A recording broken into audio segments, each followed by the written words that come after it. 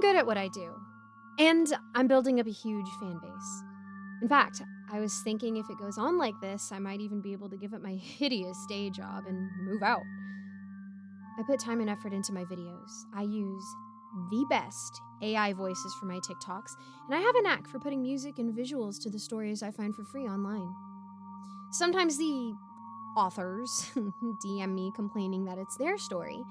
I used it without their permission. Well, that's just plain silly. Such a Gen Z boomery thing to say, you know? How can you own a story? And who's to say they're not lying? I mean, they call themselves Chunker of the Night 233 or Lord High Flies 503. So it's not like they sound like legit people. It's just like their generation that they've spoiled everything for us. And now they're complaining about some stories on the internet, which everyone knows are free. Besides, even if they are telling the truth, they should be grateful for all the exposure they're getting. Am I right? I mean, the stories are good. There's no doubt about it. Some of them get me. And they get my base too. They think I wrote them. And they're happy to send me cash. And like, maybe if I wasn't so busy making videos, I could have. And some of them are just silly, but kind of funny too, you know? Anyway, I just finished narrating this story about a houseplant that started to move and eats meat meant for the OP and his girlfriend. Silly, right? But it kind of gets you too, especially because I do have a huge houseplant. It came from my grandma's house and my mom just dumped it in my room because she didn't want it in the living room. But she didn't want to throw it out because grandma. Typical that I have to have the crappy houseplant in my room. Actually, it was useful because I used some of the pics from the plant for my video, and it actually looked quite good. The fans loved it too, and the likes and comments came rolling within minutes of smashing that upload button. And cha-ching! And then it rustled. I see its reflection in my screen before I hear the rustle, actually. I turned around and there it was. Looking big, but still. I never realized how big it was. I had heard the rustle, just like the OP in the story heard the rustle. I suddenly had a memory flash by, years and years ago, in a school playground.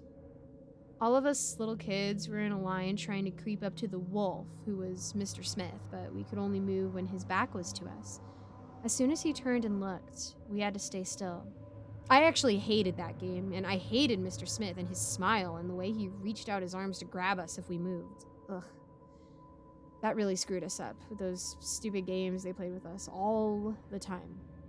I looked at the giant plant with its long, ugly, yellowy, dusty leaves. "Sam! Sam!" called Mom. "Supper!" I took my headphones off and sidled out of the chair, still not taking my eyes off of the plant. I walked to the door and then turned. "Supper!" screamed Mom. "Oh my gosh!" I opened the door. "Okay!" I bellowed back. Zing! Ah! I yelped in pain and almost kneeled over as something lashed me behind my knees. I didn't look back, just ran downstairs. "Mom, I need that houseplant out of my room," I said, shoveling pasta into my mouth. My knees were still stinging. She shrugged. She had been kind of funny since Grandma died anyway. "You can put it out behind the trash," she said. "I don't care." We ate in silence, and I went back to my room as soon as I could, eager to get rid of the houseplant. But I couldn't resist checking my stats on my latest upload first. Whoa, this story was doing really amazing. I read the comments. People were so happy and they said such nice things about my story. It made me feel amazing. And then, as I was busy responding with thumbs ups and thank yous to the comments, it happened. The rustle. I looked up, but it was too late. That ugly leaf was already wrapping around my legs and climbing up my body.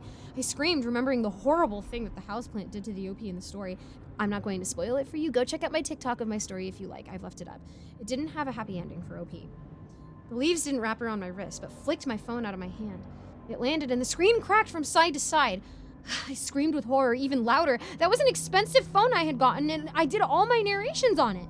And then the leaves slapped sharply against my mouth and stayed there, gagging me. I stumbled backwards and fell, choking on the bitter green stuff, filling my mouth.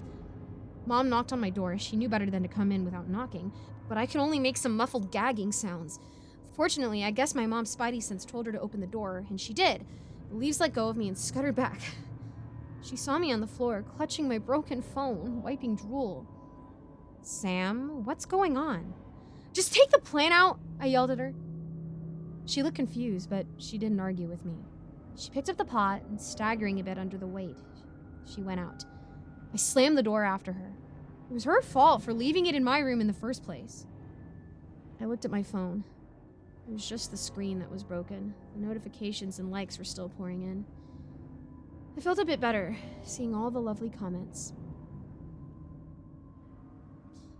I stopped narrating for a while, but, I can't stop now. I need a new phone. I'll steer clear of the houseplant story writer, though. I don't need their freaky-deaky stories. There's plenty more free content out there. Hello, everyone. Thank you so much for listening to this narration. I just wanted to give a quick thank you to all of my patrons who are subscribed over at my Patreon. We have a great big thank you from me to you, Alonzo, Kozak, Icy Narrates, Jesse Hartley, Andreas Anderson London, and Geek Sanctuary. Thank you guys so much for supporting me. If you would like to support too, just check out the links in my description. And thank you again for listening. I hope to see you all in the next video. Bye-bye.